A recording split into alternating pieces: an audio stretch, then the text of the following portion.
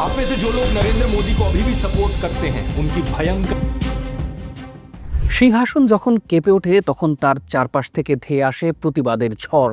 ইতিহাসের পাতায় এমন নজির অগণিত আছে। শাসকের একটি ভুল সিদ্ধান্ত কিংবা জনগণের জমে থাকা ক্ষোভ যখন আগ্নেয়গিরির মতো ফেটে পড়ে তখন কোনো দুর্গই আর নিরাপদ থাকে না।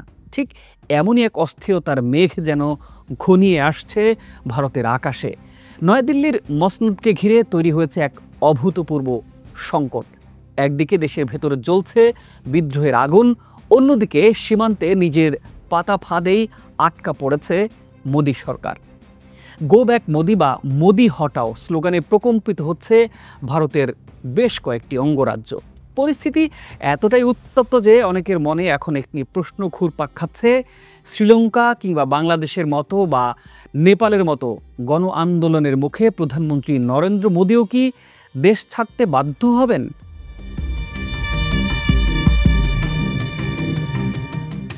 ভারতের উত্তর পূর্বাঞ্চলের রাজ্য মণিপুর, যা গত ২ বছরের বেশি সময় ধরে জর্জরিত সংঘাতে, সেখানেই যেন মোদী সরকারের পতনের ঘণ্টা বাজতে শুরু করেছে। প্রায় ২৫০-এর বেশি মানুষের প্রাণের বিনিময়ে যে অশান্তির আগুন জ্বলছিল, সেই আগুন নেভাতে ব্যর্থ হয়ে সম্প্রতি সেখানে পা রেখেছিলেন প্রধানমন্ত্রী নরেন্দ্র মোদী।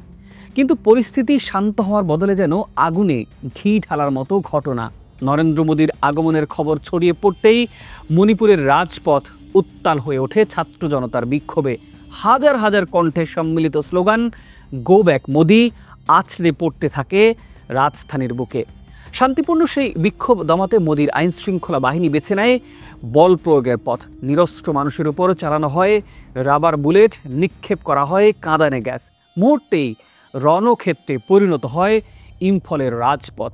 বহু মানুষ গুরুতর আহত হন, যাদের কয়েকজনের অবস্থা আশঙ্কাজনক। এই পাশবিক দমনপীড়ন মণিপুরের ক্ষোভকে আরও বহুগুণে বাড়িয়ে দিয়েছে। যে মোদি গিয়েছিলেন পরিস্থিতি সামাল দিতে, তার উপস্থিতিতেই অশান্তির দাবানল যেন নিয়ন্ত্রণের বাইরে চলে গেছে। পরিস্থিতি এতটাই বেগতিক হয়ে পড়ে যে মোদির পূর্ব নির্ধারিত জনসভাও বাতিল করতে বাধ্য হয় প্রশাসন। এই ঘটনা চোখে আঙ্গুল দিয়ে দেখিয়ে দিয়েছে ভারতের তথাকথিত লৌহমানব তার নিজের দেশের একটি জ্বলন্ত রাজ্যকে শান্ত করতে কতটা অসহায়।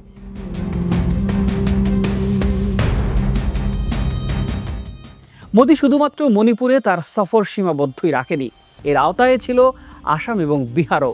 বিশেষ করে বিহার, যেটি ভারতের তৃতীয় সর্বাধিক জনবহুল রাজ্য এবং হিন্দি বলয়ের একমাত্র প্রদেশ, যেখানে মোদির দল বিজেপি এককভাবে ক্ষমতায় নেই। সামনেই সেখানে নির্বাচন। ক্ষমতা ধরে রাখায় মরিয়া চেষ্টা মোদি সরকারের বিহারের জন্য প্রায় $8 বিলিয়ন বিশাল বিনিয়োগের লোভনীয় টোপ ফেলেছে। কৃষি, রেল, সড়ক থেকে শুরু করে বিমানবন্দর সম্প্রসারণের মতো একাধিক প্রকল্পের ঘোষণাও দেয়া হয়েছে। কিন্তু যে রাজ্যের মানুষ নিত্য প্রয়োজনীয় জিনিসের আকাশ ছোঁয়া দামে পিষ্ট, কর্মসংস্থানের অভাবে দিশেহারা, সে রাজ্যের মানুষ কি শুধু কিছু প্রকল্পের ঘোষণায় সন্তুষ্ট হবে? নাকি মণিপুরের মতো বিহারের মাটিও মোদি বিরোধিতায় কেন্দ্রে পরিণত হবে? তবে ভারতের বিভিন্ন প্রান্তে যে অসন্তোষের স্ফুলিঙ্গ দেখা যাচ্ছে, সেটি যদি একত্রিত হয়ে দাবানলে পরিণত হয়, তবে পরিস্থিতি নয়াদিল্লির নিয়ন্ত্রণের বাইরে চলে যেতে পারে যে কোনো সময়।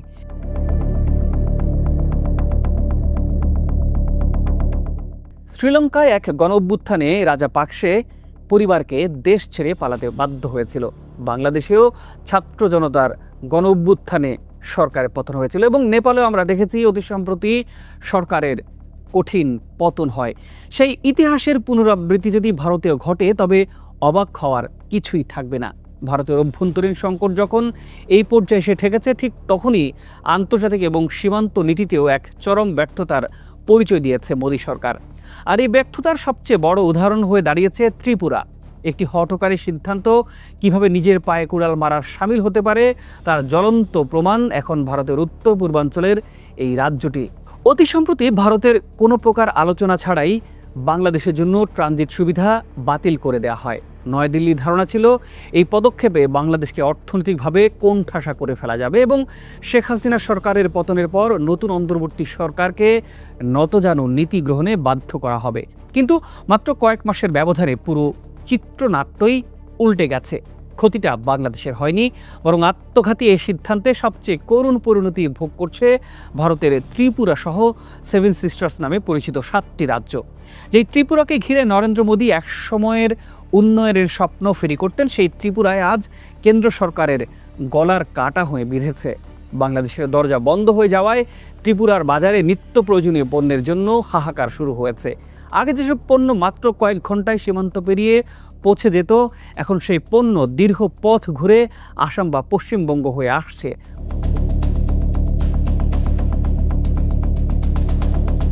ফলে পরিবহন খরচ বেড়ে গেছে কয়েক গুণ, যার সরাসরি প্রভাব পড়েছে সাধারণ মানুষের জীবনে। আকাশ ছোঁয়া মূল্যস্ফীতিতে ত্রিপুরার জনজীবন আজ বিপর্যস্ত। শুধু তাই নয়, সীমান্তের হাটগুলো বন্ধ হয়ে যাওয়ায় হাজার হাজার ছোট ব্যবসায়ী কার্যত এখন পথে বসেছেন। যে পণ্যগুলো আগে শুল্কমুক্ত সুবিধায় সস্তায় মিলত, এখানে আজ সেগুলোর দাম মানুষের নাগালের বাইরে।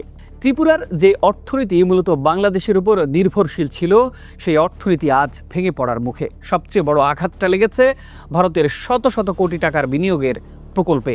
ফেনী নদের উপর 133 কোটি রুপি ব্যয়ে নির্মিত মৈত্রী সেতু, যা 2021 সালে নরেন্দ্র মোদী ও শেখ হাসিনা একযোগে উদ্বোধন করেছিলেন, আজ সেটি পরিত্যক্ত কাঠামোতে পরিণত হয়েছে। চট্টগ্রাম ও মোংলা বন্দরের মাধ্যমে কলকাতা থেকে উত্তর পূর্বাঞ্চলে দ্রুত পণ্য পৌঁছানোর যে স্বপ্ন ভারত দেখেছিল, বাংলাদেশের ট্রানজিট বন্ধ হওয়ায় সেই স্বপ্ন ধূলিসাৎ হয়ে গেছে ভারতের কাছে। একইভাবে 30 কোটি টাকা ব্যয়ে নির্মিত সাবরুম ইন্টিগ্রেটেড চেকপোস্ট আজও চালু করা সম্ভব হয়নি।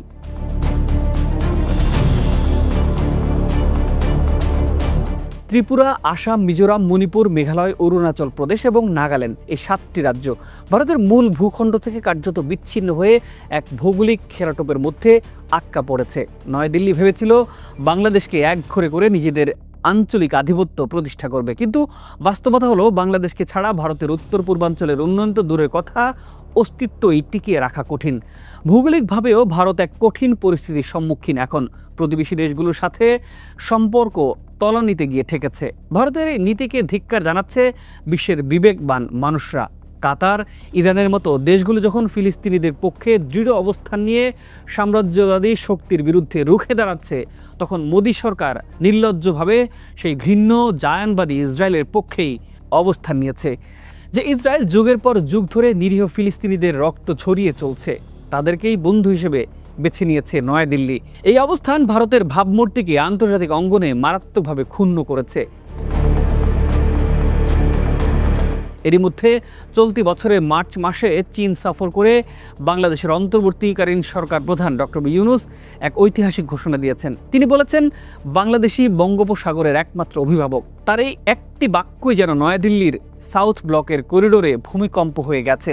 যে বাংলাদেশকে তারা নিজেদের করদরাজ্য ভাবত, সেই বাংলাদেশই আজ নিজেদের সার্বভৌমত্ব এবং ভৌগোলিক গুরুত্ব অত্যন্ত সাহসের সঙ্গে তুলে ধরছে।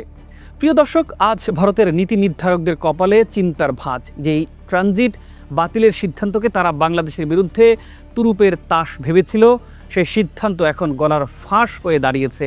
ভারতের সামনে এখন একটাই কঠিন বাস্তবতা, বাংলাদেশকে ছাড়া উত্তর পূর্ব ভারতকে বাঁচানো প্রায় অসম্ভব।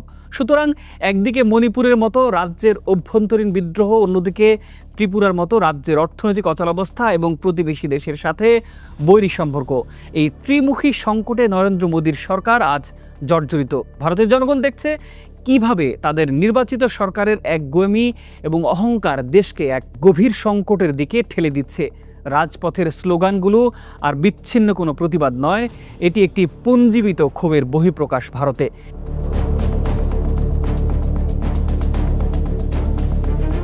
ইতিহাস সাক্ষী, জনতার রোষ যখন চূড়ান্ত রূপ নেয়, তখন কোনো লৌহ মানবী তার সিংহাসন রক্ষা করতে পারে না। সেই ইতিহাসের পুনরাবৃত্তির পথে কি হাঁটছে আজকের ভারত? সেই প্রশ্নের উত্তর হয়তো আজ খুব বেশি দূরে নয়। প্রিয় দর্শক, আপনার মন্তব্য জানতে চাই, কমেন্ট করে নিশ্চয়ই আপনার মূল্যবান মতামত জানাবেন। আজ শেষ করছি, ভালো থাকুন, সুস্থ থাকুন, চ্যানেলটি সাবস্ক্রাইব করে আমাদের পাশেই থাকুন।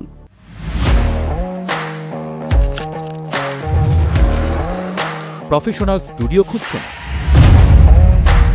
ঢাকার প্রাইম লোকেশন নয়াপল্টনে দেশ সমাচার স্টুডিও আপনার কন্টেন্ট প্রোডাকশনের নির্ভরযোগ্য ঠিকানা। এখানে পাবেন 4K ক্যামেরায় মাল্টি অ্যাঙ্গেল রেকর্ডিং, আছে গ্রিন ও ব্ল্যাক স্ক্রিন সেটআপ, উন্নত মানের মাইক্রোফোন ও sound proof voice over booth. আপনার পছন্দ মতো স্টুডিও ডিজাইন করার সুযোগও থাকছে। Hazrat Shahjalal news content, talk show, interview বা পডকাস্ট যা কিছুই করেন এখানে পাবেন প্রফেশনাল সেটআপ আর ফুল এডিটিং সাপোর্ট। আপনার চাহিদা অনুযায়ী বুক করতে পারেন আজই। কল কিংবা হোয়াটসঅ্যাপ করুন এই নাম্বারে 01720210657। ভিজিট করুন আমাদের ওয়েবসাইট ও ফেসবুক পেজ।